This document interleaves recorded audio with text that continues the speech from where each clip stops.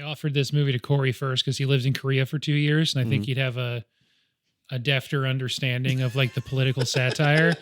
Instead, you're asking for our American perspective. Yeah, I had to move him onto something that I described as super fucked up. So stay tuned for that. That's a tease. It's still South Korean, so we're getting 2K horrors. Okay. But this one I don't consider to be all that scary, which I thought was good for this group.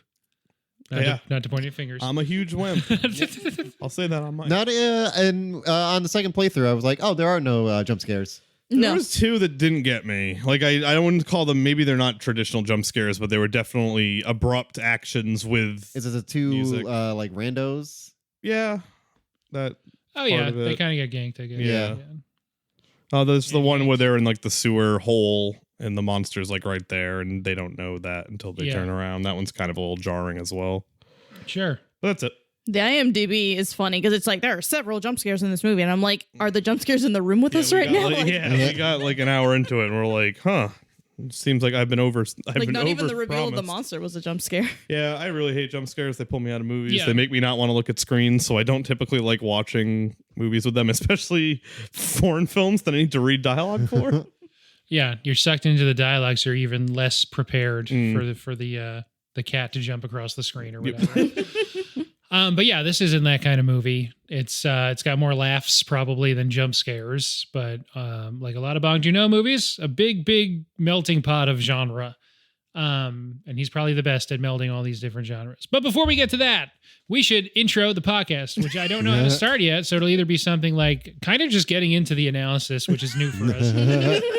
Or something along the lines of Welcome to Late the Movies. My name is Ben Holt, and this is a podcast where my friends and I get to fill in our movie blind spots. Each week we'll pick a film that either I or a guest hadn't seen before and really should have by now.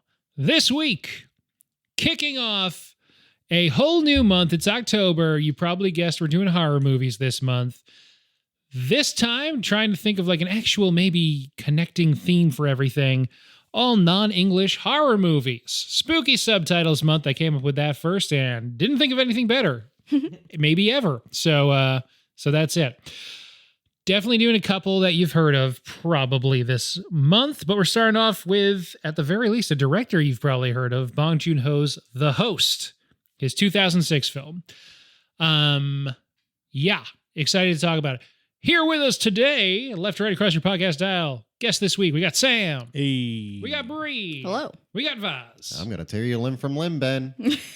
I didn't kill your child. Oh, good. Then I don't have to. Yeah. Or sorry, I'm not an animal that killed a human. That was the part where like we should tear it limb from limb. Yeah. Then the part about it being your child is you won't find peace until you pull it from its stomach yourself and kill it with your own hands. Which was foreshadowing, because Kang-ho had to do that later. Anyway, before we get to all that, you guys see anything good recently? Oh, crap. I didn't even think about that. I can go. Well, okay. Yeah, you go while I try to remember right. anything I did that wasn't a CPA exam in the last 2 weeks. I mean, my last thing was just going to be a transition for Ben, but I guess that. Nah, you can still transition to Ben. All right. So yesterday I saw The Creator, the Gareth Edwards new movie. He's the guy who directed Rogue One. It stars John David Washington. I thought the movie was bad. It looks not interesting.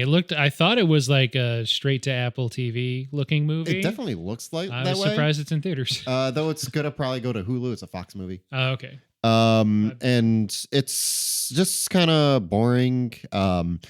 Pretty much everything it says, someone else has said it more interesting before. Screenplay's not particularly great. Allison Janning's in it, so that's nice. Yeah, and that's it. I really don't have much else to say. It kind of looks nice. We were talking about monster movies before. Gareth Edwards is a monster or has made a monster movie? Ooh. What am I thinking of? He's done something. Did he do Godzilla? And then did he do... What did he do? Yeah, he did Rogue One. I brought that up. Oh, I forgot that I have like notes. He did both the 2014 Godzilla and a 2010 movie called Monsters. Okay. Which I've never heard of, but funny that this is how it worked out. I like that 2014 Godzilla. it's cool when they're parachuting into San Francisco at the end.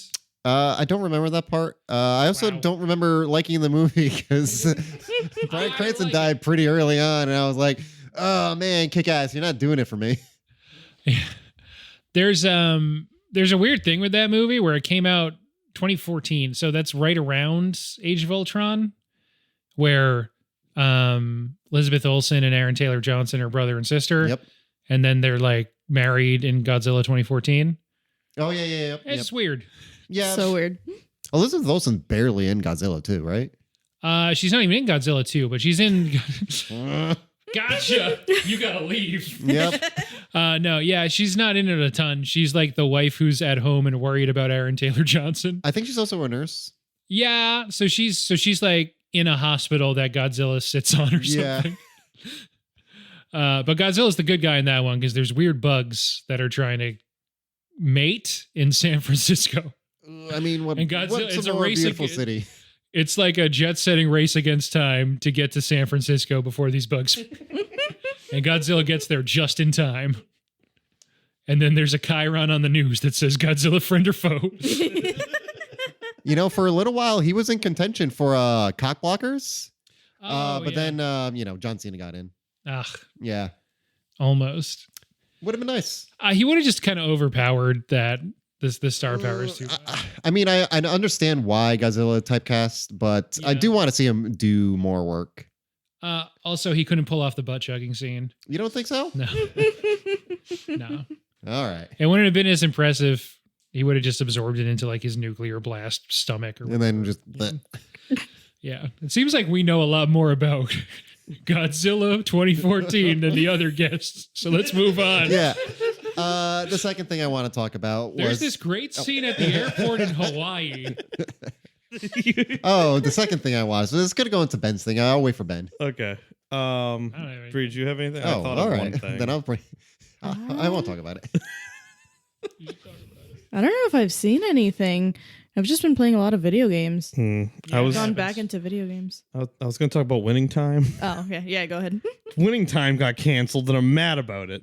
Yeah, that was everyone's favorite bad show. Right? Everybody's favorite bad show. So for those, this is definitely getting in. By any chance, is the headlines losing time? Oh, I hope not, because I don't know if this will get in, but I'm gonna rant about it anyway because I'm miffed. So first off, if you haven't seen Winning Time, it's a show about the Lakers dynasty of the '80s, mostly with their rivalry with the Celtics. This is a show that's done by Adam McKay, who's done a million things, but most prominently, I would say like head writer of SNL, Anchorman, other guys. He also started doing like Big Short. He did Don't Look Up last year, which wasn't great. He's predominantly known for his partnership and friendship with Will Ferrell. Well, Will Ferrell wanted to be the lead of this show, and Adam McKay gave it to John C. Reilly without talking to Will Ferrell about it. So now they're literally not on speaking terms anymore because of this show. And then I sat there and thought, damn, one of my favorite directors, not Don't Look Up aside, is making a show about basketball. This sounds like fun. And then it got canceled, which is really sad because even though it wasn't a good show, I was entertained as hell by it. Rip Winning Time. Rip. Rip. Yeah, that's like a funny story on like a lot of levels because I think like Adam McKay's kind of, I haven't liked a lot of his stuff recently. No, he's been worse. What was before Don't Look Up? I think he had something between. Oh, he had that Dick Cheney movie. Vice. Yeah, Vice was That's what I fine. thought was fine. Big Short was really good. Big Short might literally be my favorite movie of all time. Vice was fine. It Don't Look Up was bad. Yeah, I did actually watch something. If you still wanted to, do Yeah, some if it's the thing I think you're talking about. sure, I'm excited to find out what you think I watched. Was it Stop Making Sense? No, I haven't gone yet. Oh damn. Did you see it yet? Yeah, I did. Yeah, did you have fun? A lot. The movie's, It's a great that movie's movie. awesome. It rules. It's so much Yeah, fun. it rocks. And like everyone's having fun. It legit's They're only doing, playing like, at 10 p.m. around here. So sometimes 11 a.m. really, Yeah, there were 11 a.m. showings. it was because Barbie was in IMAX, and then I went to see Barbie in IMAX. I thought you were going to see it after Barbie. How was Barbie in IMAX? It was good. They actually did change the aspect, which I wasn't Ooh, good. expecting. I thought it would just still be the same, but just on an IMAX screen. But no, they did. So I'm assuming they either cut it to be more square-ish, or there was a taller version of all the shots that they put in, which seems harder to recut the whole movie. So, but it was good. It was a pretty good crowd. How was the extra bit? Extra bit at the end was just some behind the scenes and blooper stuff, so it was good. Or like alts, because Kate McKinnon's in this movie, and if you've seen any of the alts from Ghostbusters 2016, you know she's a lot of it. And also Ryan Gosling had a lot of alts, and those were funny. So, That's shots fired at Kate McKinnon. I don't know. She's got her thing. She does. Mileage may vary. It worked a lot better in sketch comedy, I think, than it does in movies. Yeah. So my transition was going to be, there's a lot of things funny. Both, not only do I think Adam McKay's kind of lost his fastball, now he's just getting shows canceled, I guess. But except for, Succession, which he stopped being involved with immediately, and that went places. Also, Will Ferrell's a substantially worse actor than John C. Reilly. Yes. Way worse. Not to mention, this is going to sound weird, but John C. Reilly kind of looks like Jerry Buss. That too. And Will Ferrell doesn't look like Jerry Buss at all. No. And my transition is seeing Barbie for a second time has only crystallized my view that Will Ferrell isn't funny, is terrible in that movie. And you can lift all of the Mattel stuff right out, and it's 15 minutes shorter and an easy 5 stars for me. Right now, it's still 4.5. I feel like his character made me laugh at least once in that movie, but I can't remember what it was. I enjoyed him in it. He's definitely not the bright spot of that movie. Watching it for a second time and knowing where it's going, your body aches to get back to anyone besides Will Ferrell when it's on Will Ferrell. Ryan Gosling is so much funnier. Yeah, that's true. I like when when they're on the bikes. I think they have a good line in there. But I like when he's 20 seconds long. I like when they're trying to find Barbie in Santa Monica Beach. I kind of agree, though. You probably could just do with it. How long is that movie? Right out. It's an hour 55. I feel like you could do without the ending. No, that still needs to be in there. I mean, it does end 5 times. As I said, the Rhea Perlman in the sky part. I don't like. That's what I'm saying. The Mattel stuff. Oh, Lift true. the Okay, Mattel stuff right out. Yep. You don't need Rhea Perlman there for Margot Robbie to have the same scene. Yep. Maybe just talking out loud. I don't know. Write it differently. That feels like. And just have her become a real girl at the end somehow more magically. Yeah. I don't know. Anyway, whatever. Bong.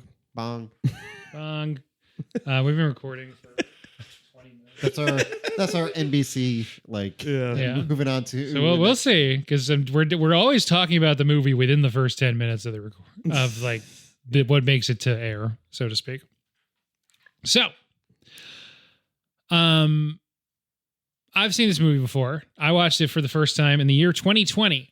Which was around the same time that every movie I watched thought was also about 2020, regardless of when it came out. I was kind of getting in my own head about it. But this one, definitely, there's a lot of comparisons. We'll get to that, though.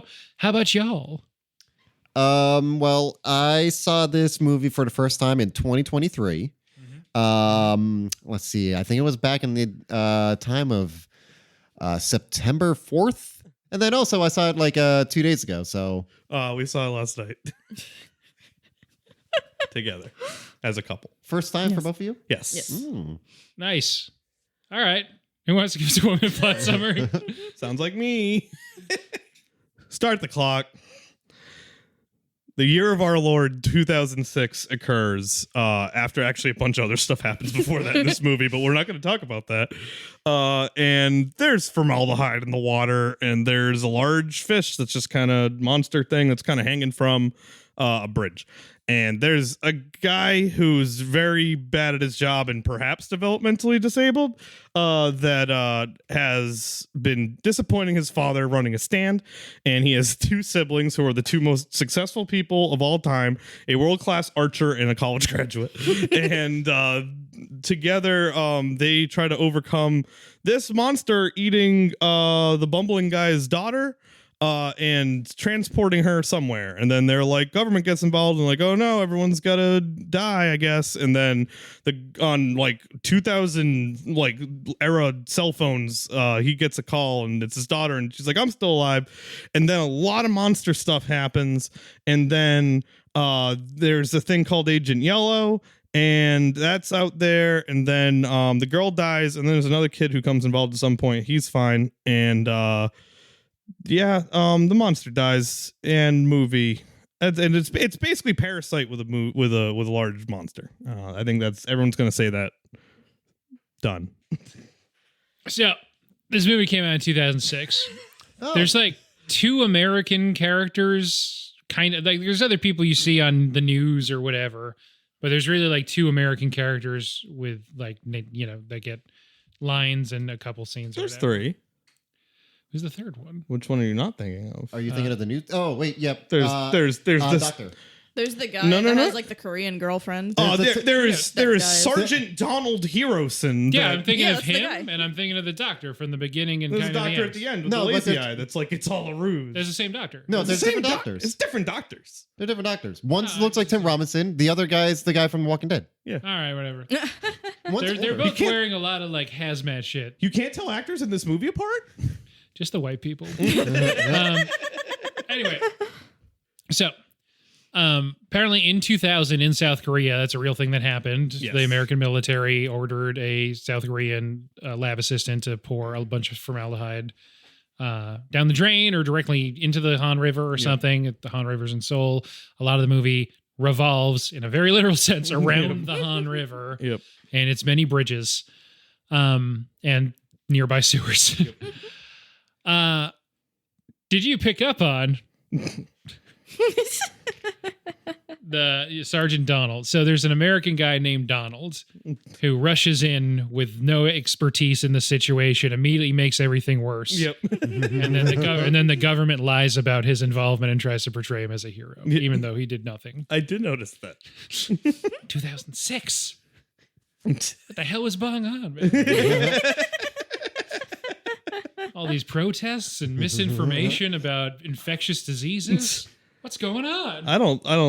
I mean, he couldn't possibly be talking about the accomplished mission of the Iraq War. I mean, we won that war. There was a whole press conference about it. It was accomplished. We did it. That Saddam statue got knocked down. Yeah.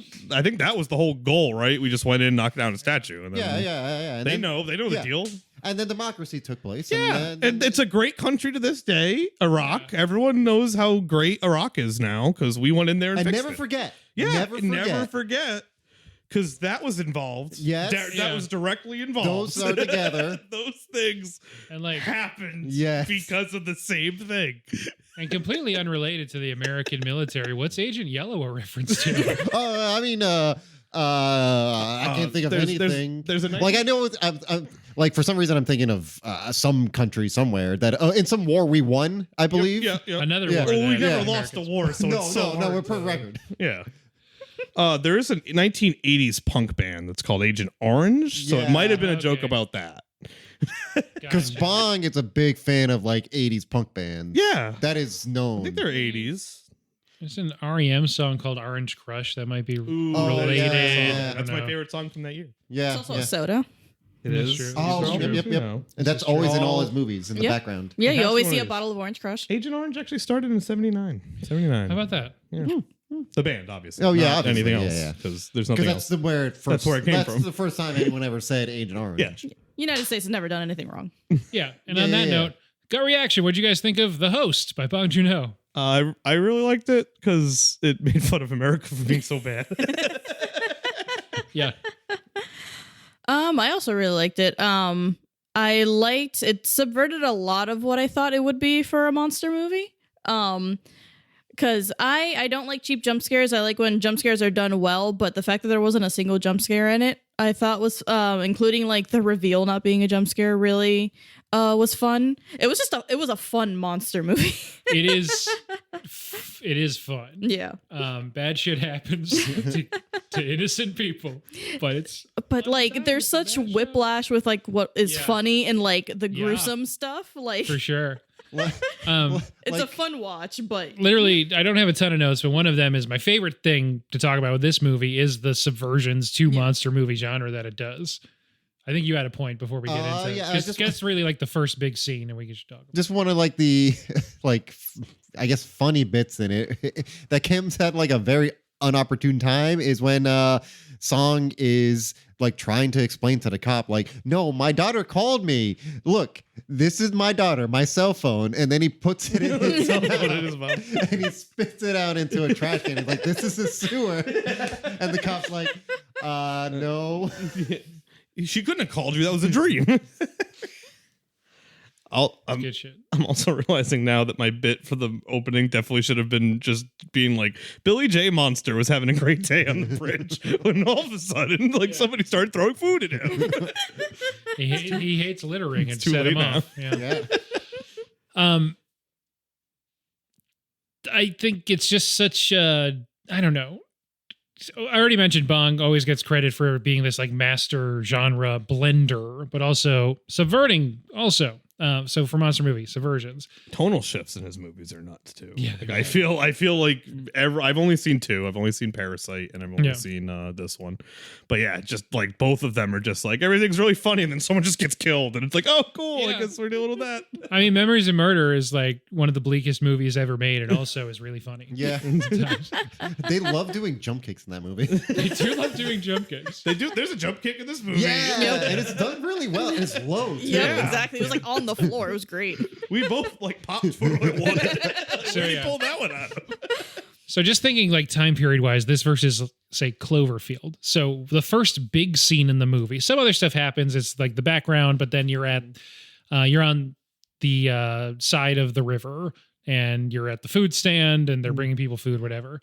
And everyone's just looking over at the monster and shows you the monster. It's full daylight. You see the whole monster. Yep. Not just a piece of it. You see the whole thing.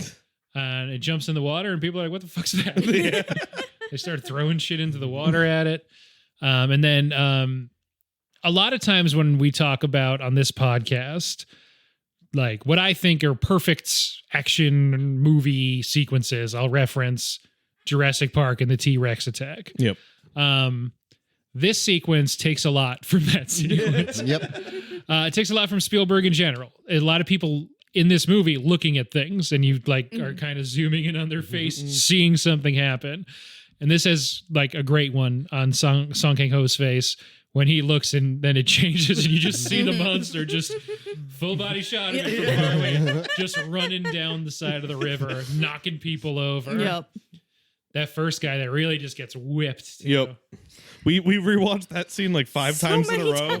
So I was trying to figure out if they actually launched somebody into the water, if that was Yes. CGI or not. For 2006, for extremely small budget, CGI doesn't really bother me in this movie. Like, it's CGI. They make the grain on the film so like grainy, for lack of a better. Like I know the grain is grainy, but They make it grainy to match the graininess of the it CGI. actually That works. blends it pretty well. The grit, it's almost like like rubbing like dirt on it. Like it just kind of makes everything look similar. So yeah, you can tell it's like 2000 CGI. It has a very 2000 CGI feel to it. But yeah, I agree with you. It doesn't feel like you're like, oh god, this CGI again. Like And everything's dirty enough too, where like it kind of just blends in with it decently enough. Yep. Yeah. And just this whole sequence is like one of my favorite sequences in any movie ever. This opening attack on the riverbanks. The whole thing, just all the pieces of it. It's all good. I don't know. Yeah, no one really dies in the immediate thing either. Like, I mean, the guy who gets whipped maybe does. I was gonna say those people in that diner/storage so crate. that thing, that's where shit starts getting real. Like, I think up until that point, He's for just the kinda most running. part, that girl that's got the he's listening headphones to music. in, She's that's probably the first death. Because like I kept playing it, just trying to be like, does anybody die in this intro? Like I knew people were gonna die in this movie. It was more just like it's kind of crazy how it doesn't like usually when you have a monster pop out, it like immediately kills somebody, so then everyone's like, oh shit. And I feel like no one dies for like the first minute, maybe. Just kind of chaos. Yeah. That like dolly shot of it just like running and whips the guy, and then like more destruction actually starts happening. The first death is actually at the bridge, the suicide. Oh, true. Morons till the end. Yep. What? So this is probably stupid because I hadn't even thought about that. What is the tie-in between the guy jumping off the cliff or the thing? It's just like the fisherman. There's just people seeing stuff in the Han River like over time leading up to this. Yeah. Gotcha. And he was I assume that was the day before like the attack on the waterfront. That's also 2006. I think. Yeah, they have. yeah. Oh, that Yeah, was they like have the 2003 film, or something. Literally, they're the film cameras are like showing them taking that body from. Yeah, the Yeah. water, They see, And then they changed the news to the arc. Yeah. and on the news it says that they only found half of his body. Yep. So.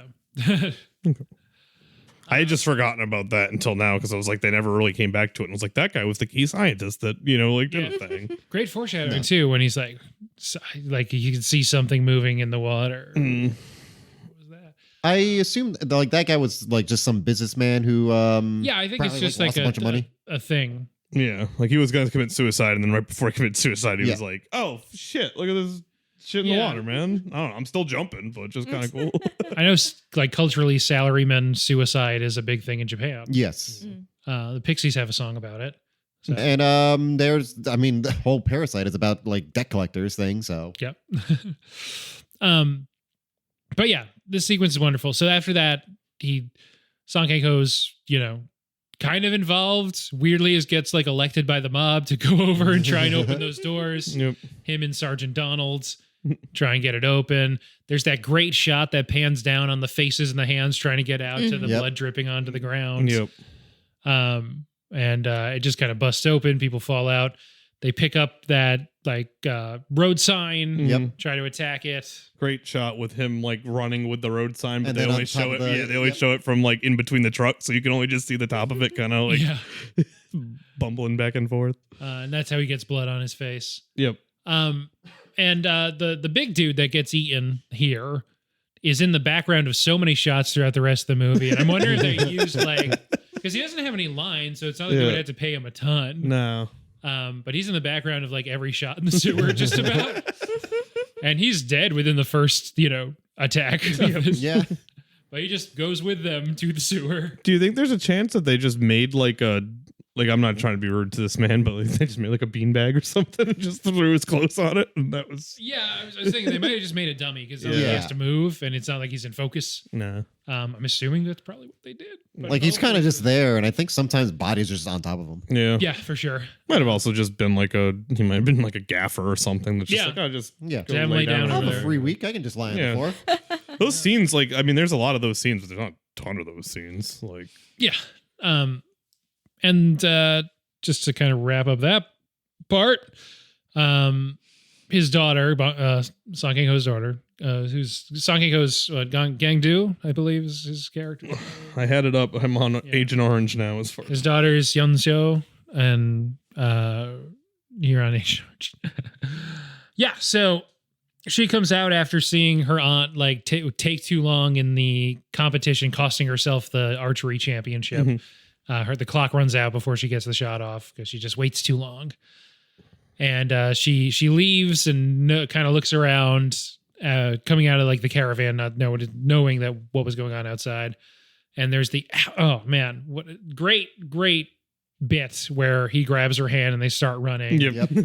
They fall down, then he grabs a hand, starts running Yep. again, and realizes it's not her, and it's just And the slow movement of all of that too was yes. The sound doesn't come back in until it jumps Yep. back in with the daughter either. The face the other dad makes, there's literally a monster about to eat everybody, and that dad still throws shade to them. What are you doing? This is my daughter. We both Oh, have yeah. glasses. You should have known. But yeah, that's just true, worst nightmare for parents stuff. Makes me think about the beginning of Heavy Rain. Every time. Jason. And then the sound is sort of all kind of almost all the way goes out as if Laura Dern's just flown a spaceship through a spaceship. And there's the shot of Yeon-seo looking at Song Kang-ho while the monsters come in and grabs her in the tentacles. She gets yanked, and then the cover shot of most posters or DVDs you see of the movie is her getting yanked while the thing jumps into the water. Yep. And then swims off with her. Great stuff. Yeah, that's really the most monster action, for the sustained monster action for the movie. And it's within the first 20 minutes, pretty much. And And also a subversion. And they also show the monster like regurgitating one guy and like switching, so you can tell like, oh, it's weird. Doesn't seem like Yeah, they don't know for sure that Yeah. she Yeah. died necessarily. they at least they. It's not like one of those things where he gets a call and it's like, oh god, like how could this possibly happen? Like I feel like most of the audience is like, she dead? Like Yeah. what's going on? I mean, they presume that it's like because after this scene, they're in like that gymnasium. Yeah. The With like mass all the funeral. pictures, yeah, and they are crying. Yeah, well, yeah, but like more, I guess. I was Like, trying to think. They're not crying like, "Oh, she's gone," like missing. Yeah. They're crying like, "Oh, she passed." Yeah. Yep. This is where the brother gets introduced, the unemployed college graduate. Yep. And I guess this is also sort of where the aunt gets introduced. Because Yep. I don't think in she person. In person. in Because person. we've only Yeah, seen her in on person. television. Yeah, that's she like comes into it, and Mhm. Bong Joon-ho just lives a sloppy, dysfunctional family. And this scene is, yeah, they're crying so much, and it's, you feel for him, but it's so funny. Yeah. It's definitely overacting. And it's just like the making a spectacle, and they're like kind of wrestling on the ground, and for some reason news people are taking pictures of them. Yeah. Yep. I don't know if it's I don't know if this is a South Korean like media thing, or if this is just like localization issues from like South Korean movies to English language. But like I haven't seen a ton of South Korean media. I've seen the same South Korean media probably as like the average American, which is Squid Game, Parasite, this movie, and a bunch of K-pop. So I just find it to me that I feel like in all those, their exposition is delivered very like slap in the face like levels of just like you think about back to Squid Game where the guy like over and over again talks about how that guy is like first in his class in the Korean MIT or whatever it is. Like this guy's first he's so smart. And, like I feel like this scene is like the number one thing, like everyone's walking in, it's like oh look, the college graduate's here, he's got a drinking problem, like hey, mad at this guy because like they're just screaming exposition at each other while crying. I mean, no one says that he has a drinking problem. Oh, he just walk in, yeah. just downing the drink. Yeah. They're Yeah. showing that he has a drinking Yeah, they're problem. showing it. I will say, show don't tell. We all like soju. And they did also bring up before, the daughter brought up that he does have a drinking problem. Yeah. Because she can smell the alcohol on him on take your dad to work day. Yeah. But he still showed up at least, Yes. even though from the back of the room everyone could smell the alcohol on him. Yeah, so that scene sort of culminates in the guy who's trying to be all official walking in and slipping Yep. and standing that. up like nothing happened, just trying to play it off and doing nothing to calm the populace. Well, he yelled, "Don't everybody stay calm," while he set an alarm off and sent like 100 more people into the room. And before that, he was They like, start like gassing the room Yeah. also. and before that, he was like, "Can you give us an explanation?" It was like, the news should have something on. Yeah. Let me go find it. Yeah, the news isn't on right now. Shit. That whole scene where they were like trying to like grab people to like decontaminate them just reminds me of Monsters Inc. Like as soon as they put them in that body bag thing, I was screaming 2319. Yeah. There's I mean, it's really throughout just the, I don't know what the term would be, but the shot making, the creation of images in Bong Joon-ho movies with them just like sticking him in the yellow Yep, bag. yeah. And he's like yelling daddy and stuff. And the family's just like holding on to him like, we're going with it. Yeah. And yeah, that's just, oh man. It's pretty funny. It's just incredible shit. It's pretty funny. The government's actively gaslighting everybody in that room, and they're literally gassing the room before gaslight. The movie obviously had come out, but gaslighting the term Right. wasn't really popularized at that point. Yeah. But I mean, it's straight like, I don't know if I keep saying like a master of genre blending and stuff, but yeah, we're doing this for horror month, but there's also a lot of satire in this movie. And this is like, straight, I guess, Kafka shit. Yep. When it's just like government's putting you in a bag Yeah. and you're out of here. We're going to do a lot of tests on you. not to just do sequentially, but I will say the next scene is probably one of my favorite shots, which is just the family all around like this pillar in the hospital. Dismissive doctors walking by. Yeah. And Song is just like hunched over, like still in the bag, but like it's open now. They let him poke his head out. Like a banana. And it's probably like my favorite thing that Bong Joon-ho does is his cinematography is just like, how can I cram like as many characters as I can into this, preferably all the important ones. And he does it so well, and it looks so great every time. There's always people huddled around something. Yes. Cell phone or cup noodles or whatever. It's just all good. I guess is we can save a lot of time in describing all the scenes. Where we're like, it's so good, but this one especially, I love. Yes. The whole tableau. This the dismissive doctor not even answering them, walking by the first time, they come back and be like, yeah, you don't eat anything. We got to do a lot of tests on you. Wait. And then that night's when he gets the call from Hyun-soo that she's in the sewer. It's a big one. Yep. That's all they get out because it's set up earlier. Her phone sucks. It doesn't get a signal anywhere. And that sort of sets off them knowing she's still alive. Everyone, all kinds of different authorities trying to convince them that she's not. Them eventually needing to break out of the government's control to go find her themselves, which is pretty much the rest of the movie. Yep. The breakout's fun. The breakout's my favorite scene, actually. Oh, yeah. Them like in the hallway and then go, especially when they go into the garage. Of just like the dysfunctionality of the whole family, just really playing out there. Yeah, it really turns into like a Little Miss Sunshine scene. For like. I thought for me it came out more like a Coen Brothers scene of just like, they're just bad criminals. Yeah. They don't know what they're doing and they're bumbling through it, leaving the sister behind because she's too slow. She won't run. She just takes too long.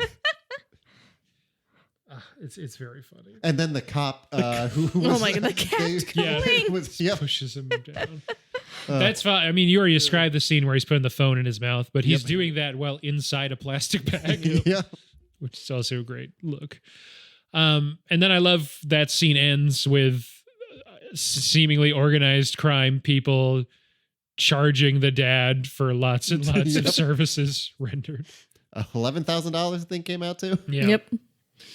And so he pawned off all their assets. Besides, the one thing that they still had was the coins that Song Kang-ho was saving up to buy his daughter's cell phone, which they get rid of pretty quickly too, because they get stopped by someone and they're just like, just take these coins, and they keep driving. Well, take this bag, and then he found that it was a bunch of coins. Yeah, but he didn't like you let him go. It's fine, enough to buy a cell phone. Yeah, not really.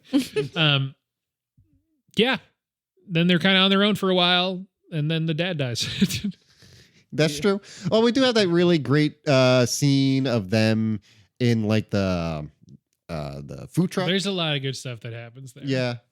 I was just being silly. I know. Because we keep talking about like, we're not going to go thing by thing. I don't we just kind of started that way, and I kind of wanted to bring up a lot of the stuff I wanted to bring up was kind of in those scenes. I think we all like a lot of these scenes, and it just makes sense to talk about them in order sometimes. Yeah. But this is great when he keeps falling asleep, and I guess this is what happens if you don't get enough protein in your youth. Yeah. But we did find out that he looked like a smart kid when he was young because he knew directions. They thought he knew directions. They asked him for directions because he looked smart. Yeah. Not that he was. Yeah. But yeah, his mom wasn't in the picture, and the dad was a bad dad who also wasn't around that much. And I assume they're like his two siblings are just half siblings. I don't know if they're half siblings. They're definitely younger. They don't have the same like last name, right? Yeah. They're both Park or whatever. Yeah, they're both Parks. And he's a Park too. Okay, never mind. Yeah. They're both Noms. So I thought maybe that was a connection too, but because it's Nam Lee and Nam Ju. I don't know. They might be twins. Maybe. I don't remember if that was insinuated. I don't know. I don't know, actually. I have no idea. Well, I don't know Korean naming convention past the last name or the family name is the first name and the hyphenated second name is their whatever the first name is. I forget the given name. That's the thing I was looking for. I don't know. I really like that the siblings were falling asleep while the dad was giving the the extremely important exposition. Like they're just falling asleep the whole time. Yeah, but he says, "Be nice to Gang-do. He's trying. It's not his fault. He's seemingly narcoleptic." Yep. Even though he immediately will get the father killed like within the next 10 minutes. So sad. After this big speech that he really fucks over his dad. I knew as soon as he gave him that gun, it's like, that's not going to have any bullets. That's absolutely not going to have anything, and he's going to die because of it. And the whole sequence is, I mean, yeah, I guess we're just doing this in order. Whatever. It's a really good movie with really good sequences. Yeah. But it makes sense for this movie. Like, it feels natural to go in order for this movie. It turns out that Gang-do is awake, and he's like, it's watching us. And he's just staring out the window, and the thing's just there. Just drinking. Just there, just drinking. And they kind of almost shoot it or whatever. This is after a scene that you've seen the daughter in the sewer where she was pretending to be dead.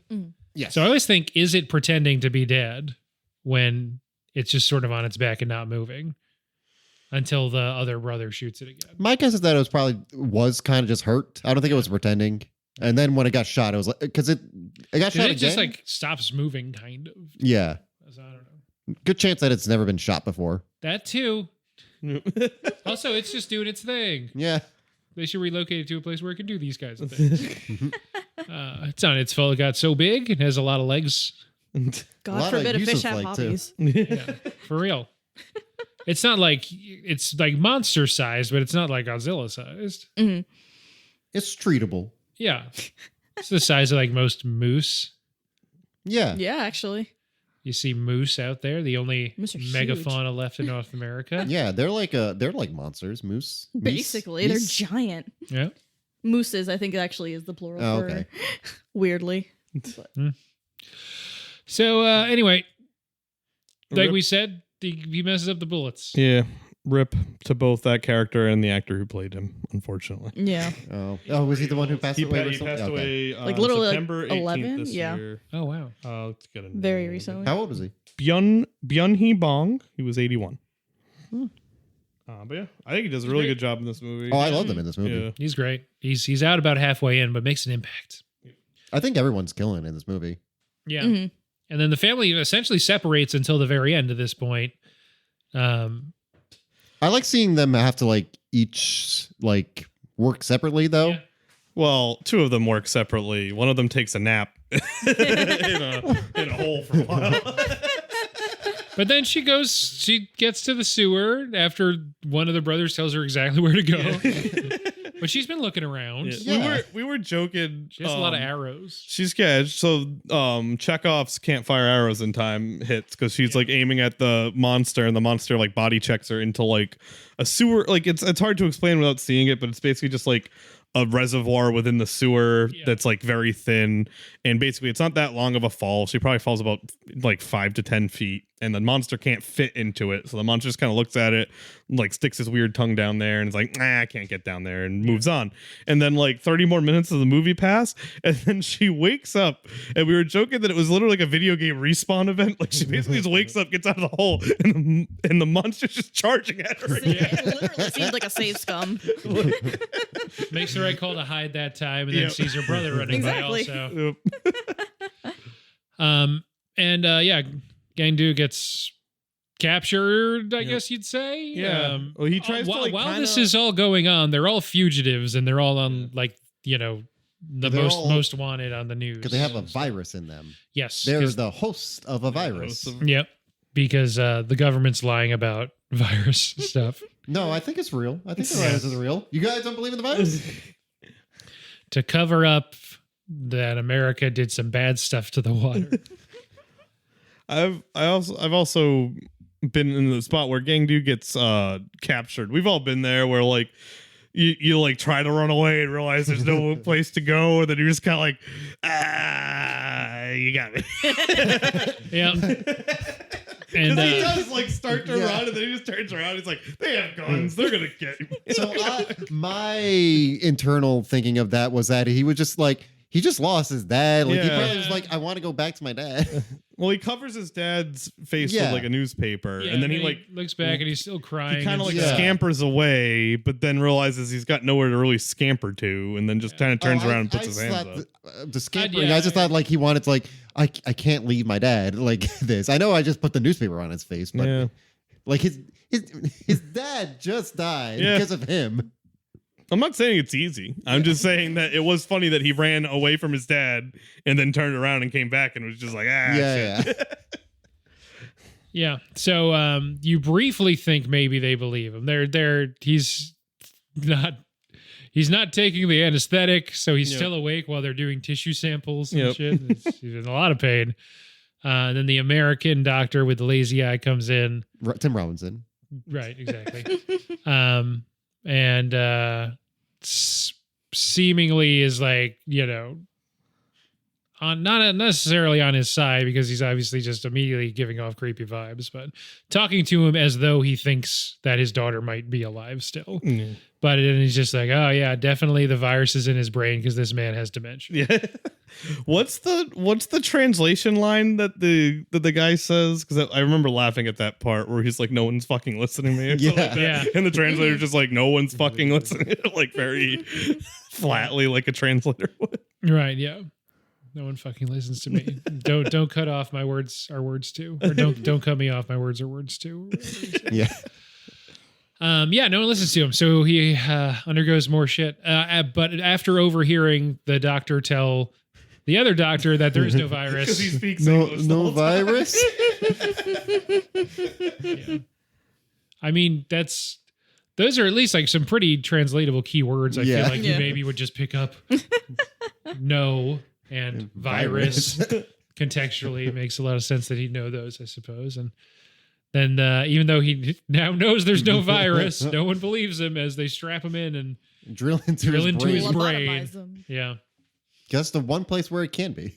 Yeah, that's And the old- frontal must lobe. be there. Fucked up that the doctor was like, he could have picked a different part in his body if he knew there wasn't any virus. Didn't have to go in his brain. I guess he did. Whatever. It's Americans and the view of Americans stationed in Korea, I guess.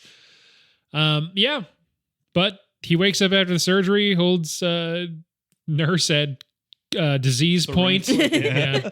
So he's like, I got a bunch of virus here. I'll spray it all over you. Who wants it? Yeah, who wants some virus? Goes outside, realizes he's just like in a storage container and people are having like a barbecue outside.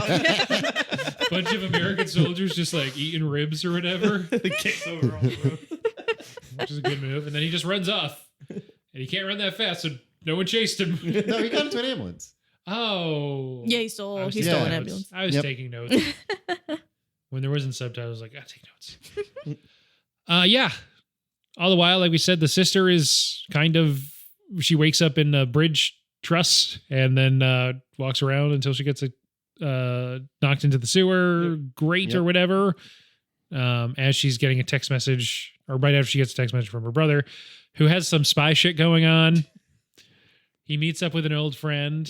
Works at a telephone company. Yeah, the old His friend's name like, was like Fat Guevara or yeah, something like Fat that. Guevara. You should have contacted me a while ago. And the friend's being really shady about where his sister is. And yeah, of course, he brings him up to the office and he's like, oh, I got to go over here. And over there is a bunch of police or medical emergency personnel. It's all sort of one bureaucratic melange of all sectors of the government conspiring to control the populace.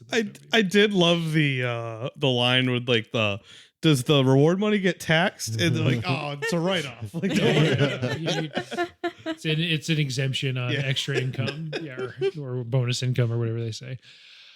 And then I like that he gets the location, he figures out what bridge it is, then he like really slowly wraps that paper clip around the plug. He goes, fuck you. And he plugs in, the lights go out, he escapes. really good trick. I know. I don't think I'm ever going to use it in my life, but if I do need to, I know about it. And you believe it too, because it's like it's sort of hinting throughout. This guy just kind of sucks and lost motivation or ambition now. But 10 years ago, he was a real like hellion out on the streets. I mean, he did bring democracy to South Korea. That homeless guy compliments his Molotov cocktail technique. Yep. It's like this guy's got magic hands or whatever he says. I did like it when the homeless guy smashed the bottle on his head. Yes. But yeah, that's the end of his escape. He ends up falling off a bridge. We don't catch up with him for a while, but I like in that scene real quick when he's outside, he basically like gets outside the glass doors and then locks them all in, and then like the irony of like them thinking they're locking up like a pandemic, like starting person, and they're all slamming on like the glass door trying to get him, and he's the one like on the outside. I don't know if that was done on purpose, probably, but like I just thought it was kind of like a cool visual of like all the people smashing. If I know one thing about Bong Joon-ho, is that it was definitely done on purpose. Yeah. it's good stuff. And then I guess the next major action, because this is what we're doing again, Gang-do makes it to the sewer after his daughter tried to escape. We kind of passed over. Before the dad dies, there's the little kid and his dad. The dad gets ganked, but the little kid survives. Oh, I thought that was like his older brother. Oh, maybe. Yeah, I think he 'Cause was they an both orphan look and like only had a kids. brother. He's definitely older. Yes, There were definitely two older. people with different ages. And I just assumed it was a dad. There's a lot of failing dads in Bong Joon-ho's movies. Yeah, He he has does. he has a line where he said he had a brother or something like that, and Okay, no gotcha. parents. Yeah. Gotcha. Okay. Yeah, they said I had a brother, and then it cuts to her looking at the dead kid. Yeah. Right. But anyway, when the daughter tries to escape, this scene's really good. Oh man, that Yeah. was such a good scene. That might be my favorite scene, where she makes that jump and then she realizes the tail's around her and puts her Yeah. down slowly. Oh man. That was a great reveal. Yeah, I think that might be my favorite scene. She gets on the rope and you're like, yes. And then she's like, when she takes her, she realizes like she doesn't have any weight on it. Mhm. Oh, You're just like, oh, fuck. such a great scene. And you see its eyes like there, Yeah. just waiting for her to make a move. And she doesn't quite make it back in time. But Song Kang-ho shows up not that long after. Oh, also, I mean, we could at least talk about the monsters like eating is eating humans, but like kind of just regurgitating them full into this little sewer pit. And like for a while, like every time there's a new body, like the daughter's like, "Hey, like, are you alive or not?" Because sometimes they're not, Yeah. Oh, this one has a working cell phone. And then the last time the thing comes back, it just drops, I don't know, 40 people's worth of bones down. And it's almost like the monster's just like, oh, I could have been eating these guys the whole time. It was way better. I just like gumming them up. Yeah, like I was gumming them up. Turns out when you eat them, you feel a lot better.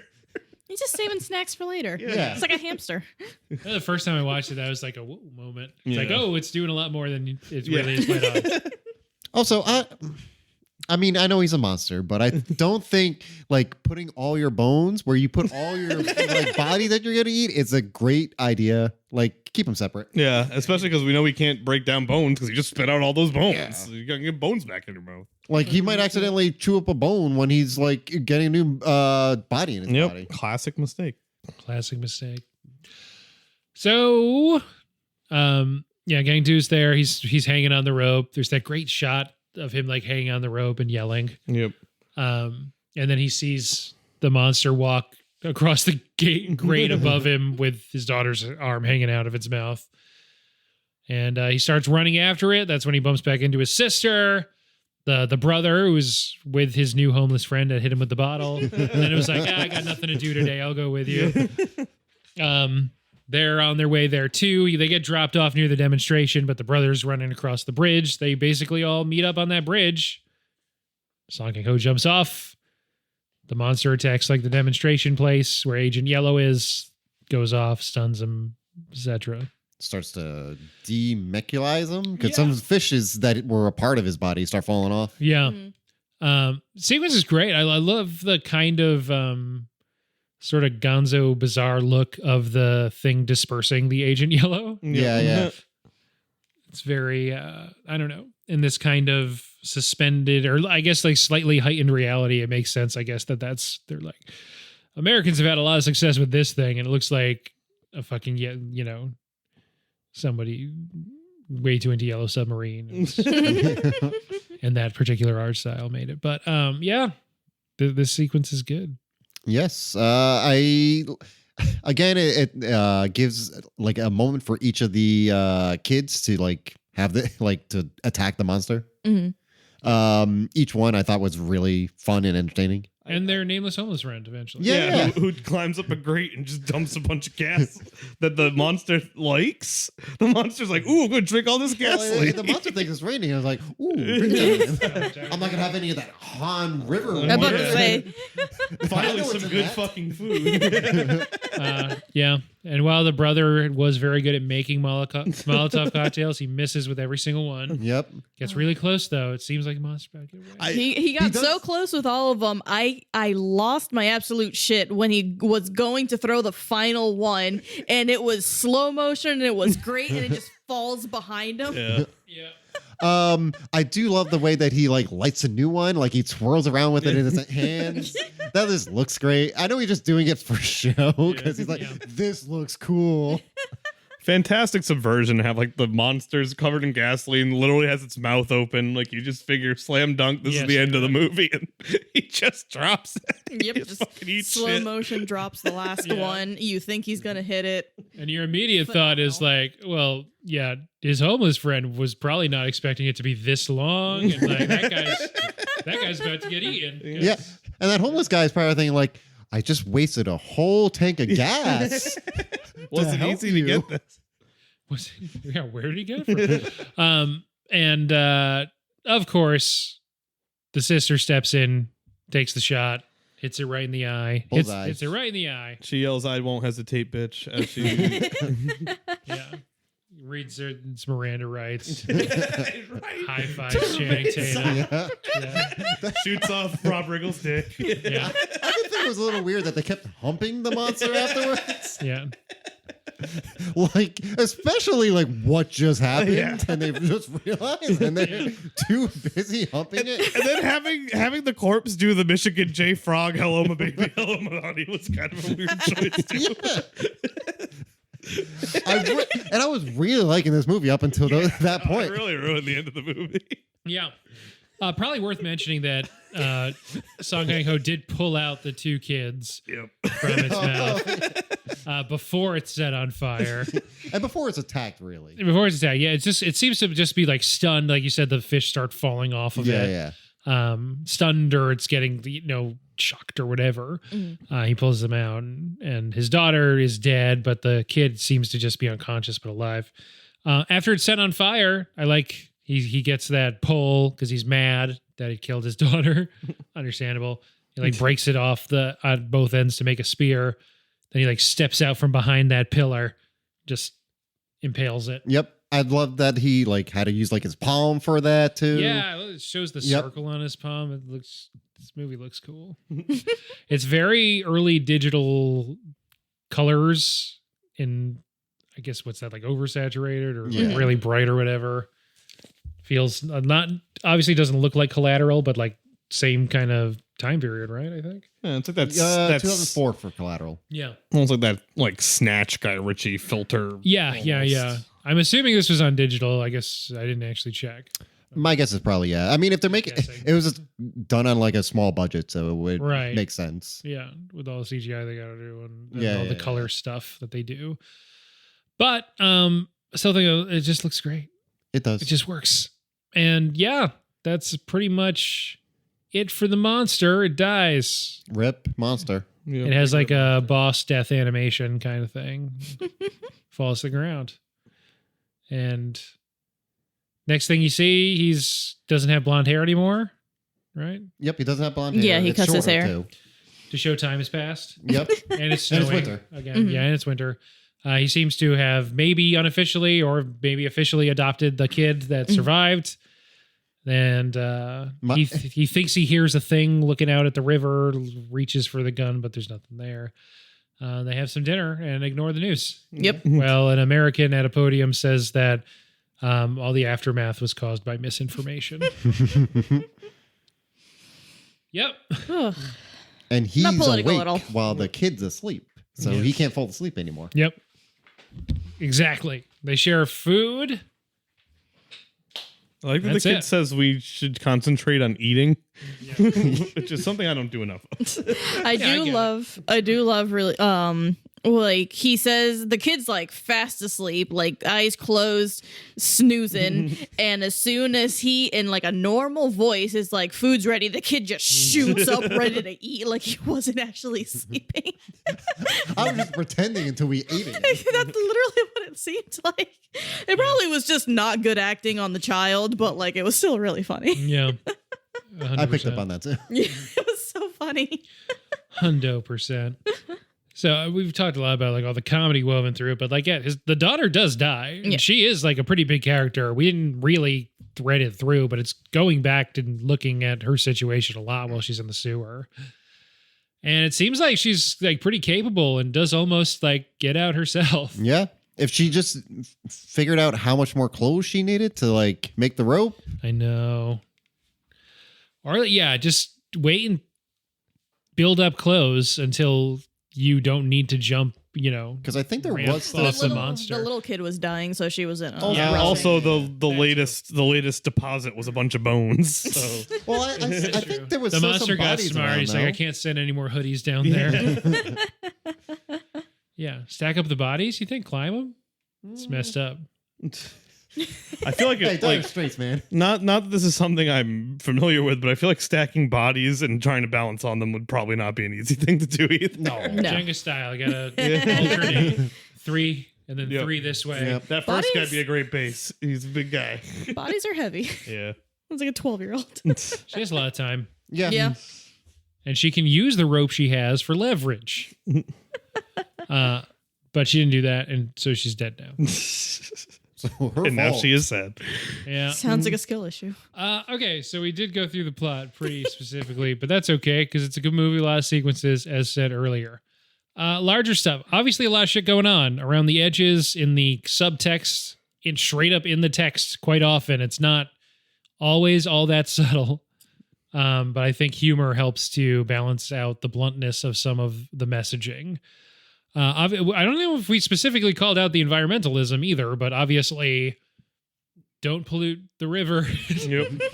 Seems to be a big one. They also make the protesters kind of shitty. Like not shitty, Yes, like they're everyone is shitty. Yeah, like not like the protesters are doing like shitty things, but more just like how inept and Yeah, useless. the protesters are kind of just performative. Yeah. They're young. They think they're doing something and they're not. It's not optimistic. Yeah.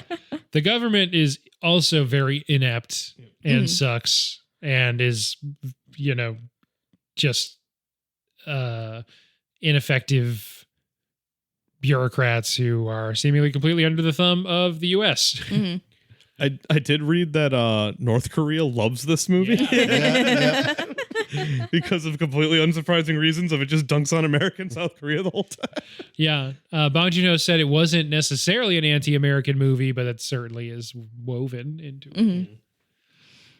A lot of American antagonism after that incident and the anti-environmentalism of pouring a bunch of fucking formaldehyde into the river. Not to mention Apollo Ono cutting off that South Korean speed skater in 2002. That was just rude. Yeah, it's probably on their minds. I do remember there was a vote. I don't know. It must have been like right after that. And it was like, who's the most hated person in South Korea? And Osama bin Laden was 2 and Apollo Ono was 1. Which I thought was really funny. God. It's like, yeah, that guy might have taken down 2 towers in America, but at least he didn't cut off a South Korean skater in the Olympics. Well, how often do they get to go to the Olympics? Especially the Winter Olympics, the one everyone loves. Jeez. That maybe they feel they just hosted, right? So maybe it's all good now. Yeah, I think so. Yeah, I think they hosted the last Winter Olympics, right? Yeah. So you mentioned a couple times throughout the 2 Bong movies you've seen, The Host and Parasite. Obviously, with the name, there's a connection. Yep. And then in a lot of other ways, there's a connection too. Some of it's sort of just the pet ideas and topics that Bong Joon-ho likes talking about, but it's also Song Kang-ho as a father figure in a dysfunctional family who fucks up. Yep. And pretty fucking bleak ending. Yep. After making Snowpiercer and Okja, Bong Joon-ho went back to South Korea to make Parasite and made what he intended to be a very specific to South Korea and the anxieties, specifically the economic anxieties of middle and lower class people at the time. And after seeing how many people around the world related to it, he said, I thought it was making a movie for South Korea, but I realized we're all living in the same country called capitalism. Yep. That's running through this movie too. Yep. It's not just the kind of imagery of riots and people wearing masks and a lot of stuff about misinformation, a lot of stuff about the spread of viruses that feels familiar to us here. Is also, these people are not considered really at the same level as other people in their community, in their city. By the government, they're considered like less than nothing, expendable. They're just made to be criminals when what did they do? They didn't really do anything. No real person involved. Exactly. Yeah. So just a family of like kind of scam artists, just not that far away. With again, Song Kang-ho with the home. You've seen a few more, right? You've seen at least Memories of Murder. I've seen Memories of Murder, this, Parasite, Okja, and Snowpiercer. Yeah. I still have more to see, obviously, but Yeah. Mother, barking dogs never bite. Yep. Missing. I think there's one more you're missing, right? Thanks. It is literally just barking. Or yeah, it's just the movies you mentioned. You didn't miss any. Okay. Oh, okay. All right. Barking I thought Dogs I Never had Bite, Memories of a Murder, Host, Mother, Snowpiercer, Okja, Parasite. Is his newest movie going to be called Mickey 17? It is. Pattinson. Yep. It's Bob, back at it. Bobby Pats. Though I will. I mean, I kind of wish he did more Korean stuff because his American stuff has been a little. I mean, it's still good, but it's still like not as good. I like Robert Pattinson as an actor. Same. Probably more than Chris Evans, who didn't know. This was like a recent quote, I think. Chris Evans said he didn't realize that Snowpiercer was about like inequalities in society. Was he? I mean, yeah, there's like literal gears that are lubricated by the blood of poor kids. But he didn't get it. All right. He seems to be a dumb man. I'm fine with him being kind of dumb. He seems at least harmless. He's a himbo. Yeah. Yeah, classic Boston dude. We love him. The reason I keep saying Bong Joon-ho's or The Host (parentheses 2006) is because we didn't address this. We probably don't have to, but there's a million movies named Host or The Host. I accidentally watched all of the Stephanie Meyer Hosts instead. I wanted to rewatch it so bad because I was obsessed with Twilight when I was a preteen because I was prime age for it. And I was so excited when Stephanie Meyer came out with another book that wasn't Twilight. And the movie came out and it was god awful. And I want to go back and watch to see how bad it was. Yeah, it's got real Jumper vibes from the. It kind of does. We should step back from that ledge, my friend. Four-time Academy Award nominee Saoirse Ronan in it. Not the Jumper I meant. Oh, what? You're talking about the song, right? Yeah. No, I was talking about the what's that? Hayden Christensen movie. Sam Jackson, Rachel Bilson. He's making funnies over here. I don't know. We're doing goofs. No.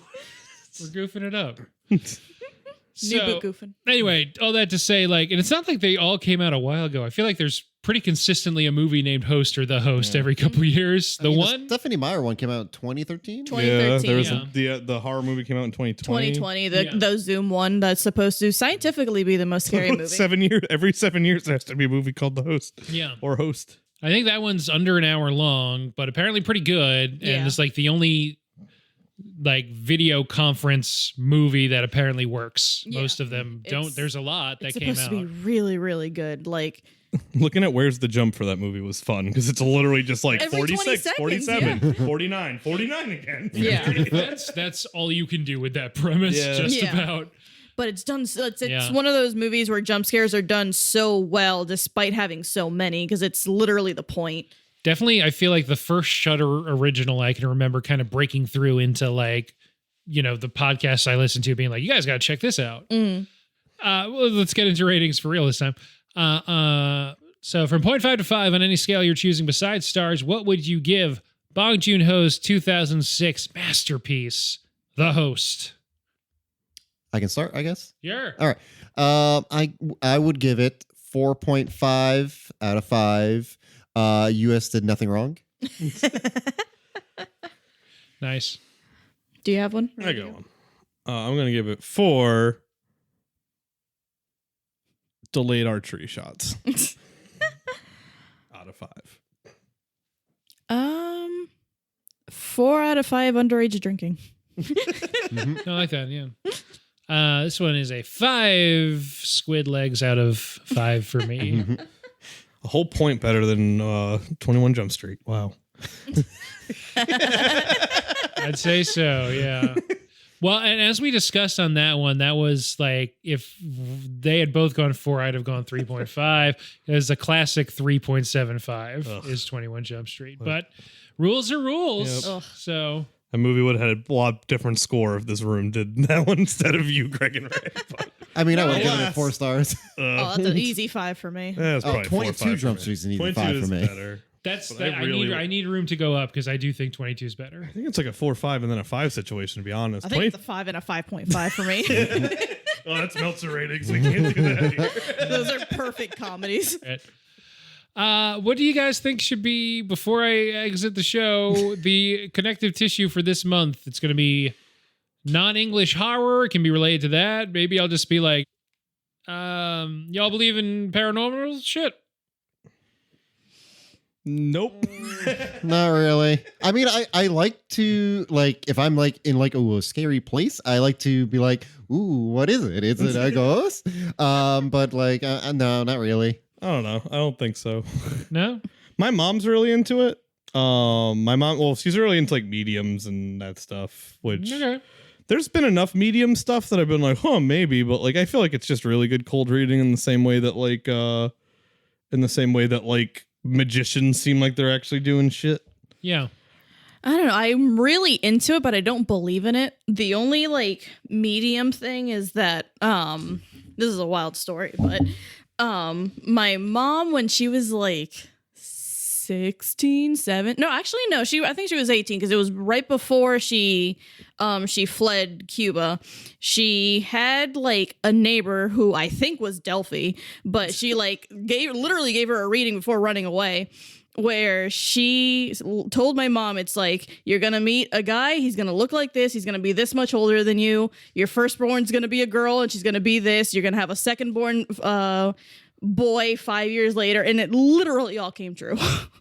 Like, it was absolutely nuts. My mom was like, that's literally why I believe in like the supernatural, because everything that woman said came true. I think she was half blind too. Like, it was nuts. Yeah. So there you go. There you go. Yeah, I feel like, so the question I'm going to retroactively adjust to say, do you believe in the supernatural, and or have you ever had some kind of encounter or run-in with supernatural stuff? Like Aaron Rodgers seeing a UFO type. Yeah, like that. We did have the manifestation of Loki happen when we were trying to move into God. our Norton apartment, but I think that was just a little girl with a dog she couldn't control. Yeah, but so like we were having the worst time moving in, and this little girl was just an agent of chaos with her dog that she couldn't control. The dog must have kept been- trying to come in. Yeah, She, the girl like- was like 5 and she had a dog on a leash she couldn't control, and she kept walking up to us and be like, "Oh, hey, you guys moving in?" And the dog was like running into our apartment and stuff. She like wouldn't leave the parking space that we were trying to get into. Yeah, And she then kept we standing in the middle literally of it. and then we literally never saw her again. My dad actually kind of was mean to her because he just couldn't take it anymore. He was just like, we were trying to get stuff out of my car, and the dog started like jumping into my car, and he was just like, "You need to leave. Like, where's your parents?" Like, she was Yeah. just walking around with a dog she couldn't control. Yeah, And then we never saw saw her her again. again. We never saw that dog even being walked by like another human. She was just gone. Yep, and we've So lived we there think it for was 3 Loki. years. Wow. Jeez. God. Cute dog. It was a cute dog. It was a golden retriever puppy. For me, there was this weird thing that I had to do in college where I was working at not the main radio station on campus. The B. Yeah, I remember that. Yeah. But like this one that was just doing talk stuff. And there was like community members could have a show. So I was producing a show that was all like kind of new agey and spiritual. But I think twice a month on Fridays or Thursdays or something, he would have a medium or a psychic or someone like that come in and do readings for people that would call in on the phone. And then afterwards we'd hang out and they'd just like do readings for us too. And it was like nothing I ever put that much weight in, but it was sort of just like, why not? I'm here already. This is a thing that's usually charged for, and I'm a broke college student, so I'll take a coupon. 20 years old. Yeah, why not? 7:00 on a Friday. Might as well. Right, yeah. Let's get your palm read or something. And for the most part, it is just sort of intuitive cold reading. It's a lot like it has a lot in common with like therapy speak. Yep. Not necessarily like real world therapists or like good ones that you'd talk to, Like, it's but almost like people who tricking- know the terms. Yeah, it's almost like tricking you into saying things for them. Like you'll be like, "Ooh, feeling a little like I feel like you're tense lately because of something," and then you'll be like, "Well, I do have a test tomorrow," like, and then it's like, Yeah. "Oh, I'm so it must be I'm picking up." So the important earlier note was I was working at this radio station, not the main one. Someone came in and said, and this was over the winter, sometime in spring, you're going to go to for work, you're going to go to a convention in Philadelphia. Between then and May, I got a new job at the main radio station. And then as assistant program director, was sent to a convention in Philadelphia. And that was the time I was like, what was she cooking? Because I don't know who told you that. Yeah. But I mean, that's an intuitive guess if you know the sitch, but if you don't know the sitch, how can you pull that one? This wasn't someone who like worked with the radio Yeah, that's what I station. mean, This was just like yeah. a random, Yeah. not super random, but like a medium or psychic that he like pulled in from a nearby community. And Yeah. My mom had So- one of those. Yeah. My mom had one of those, which is, I think, specific. I think part of the reason that she's really into it was basically, I won't go into the whole thing. But my